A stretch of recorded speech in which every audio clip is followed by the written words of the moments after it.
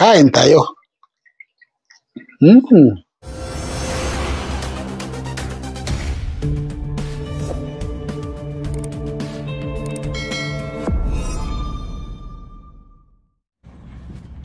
Guys, nandito tayo sa San Vietnamese Grocery dahil bibili tayo ng isang pagkain na namimiss ko na talaga.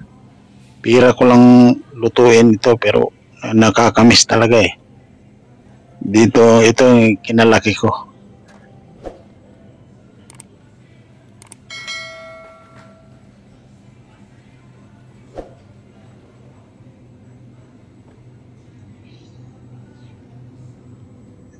Bibili tayo ng bayabas bago tayo pumunta doon sa bibili natin. Dahil namimiss ko na rin yung bayabas. Naalala ko yung mga maraming bayabas doon sa bukirin namin, ano, doon sa liblib na lugar namin. Kaya kahit nandito tayo sa Canada, may nabibili pa rin naman. So maghahanap talaga tayo, makakabili tayo. Tapos bibili rin ako ng kamote. Yan, ito masarap ito kasi matamis itong klase. Japanese, ano to, Japanese sweet ang tawag. Ayan, isang ano lang, isang balot lang.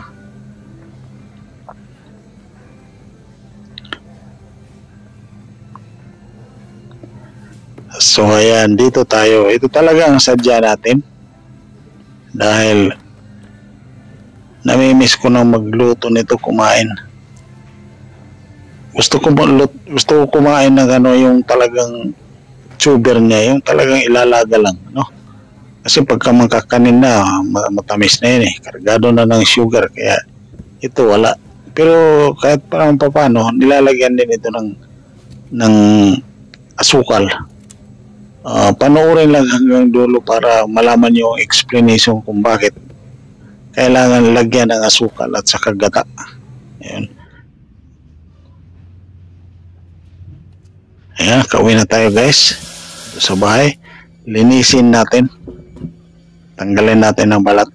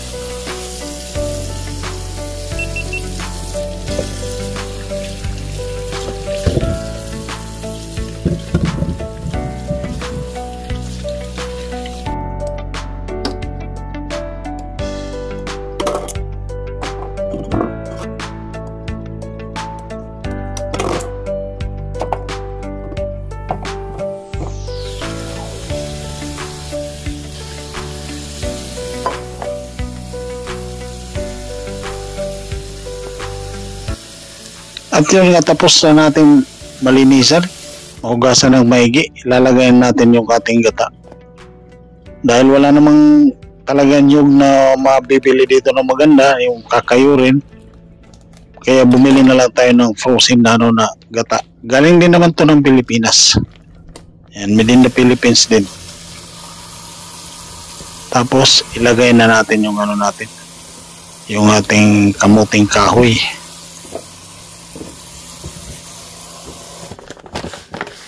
Tapos lagyan ng konting asukal.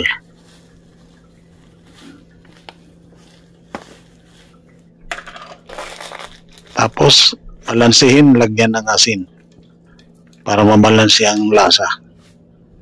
At yun na nga, isasalang na natin.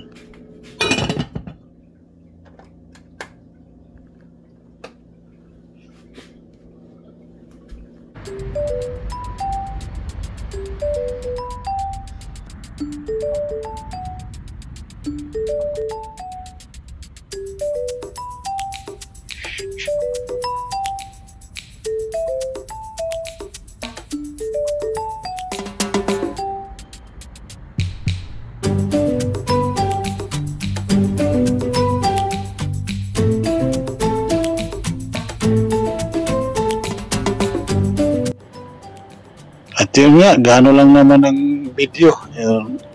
Luto na. Kailangan testingin natin kung pwede na. Ayan, pwede na yan. So ayan guys, luto na yung ating balangpi, kamuting kahoy, maniok. Basta tawag dito yung naka-display maniok. Basta kamuting kahoy sa Tagalog. Sa amin, kahit anong mangyari, balanghoy yan. So, kain tayo. Ayan o. Nako. Oh. Talaga naman. Lasap yung asukal kaunti, saka yung asin kaunti. Nababalance siya. Bakit nilalagyan ng asukal, guys? Siyempre, nasa atin, para tumamis lang. Pero kaming mga tagaliblib na lugar, kami mga kumakain sa wild, ng mga wild na pagkain. Kasi sa gubat, maraming wild nito, no?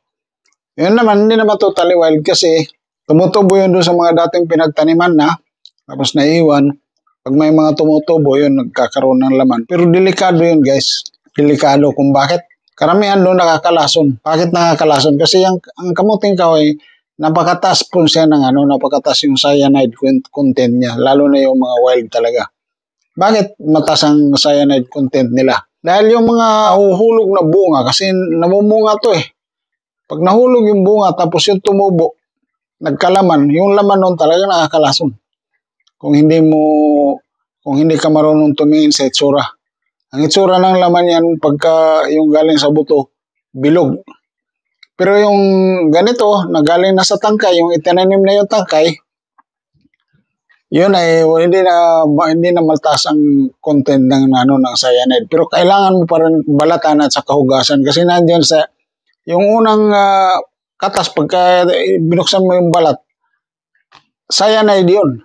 Kailangan mo hugasan yan talaga ng Pero meron pa rin yung natitira. Kaya nga, yun ang dahilan bakit nilalagyan ng asukal at saka niyog. Kasi, ang asukal at saka niyog, yun ang ipinanggagamot doon sa mga nalalason. Nalalason, pinapainom lang ng gata, tapos asukal. Yun na isinusuka yung kumbaga nakukontra niya yung ng cyanide. So, sa ganon, direkta na lang ilagay, wala, naligtas na tayo. Hindi yun kaya basta sasabihin lang pampatamis. Hindi yun ganon.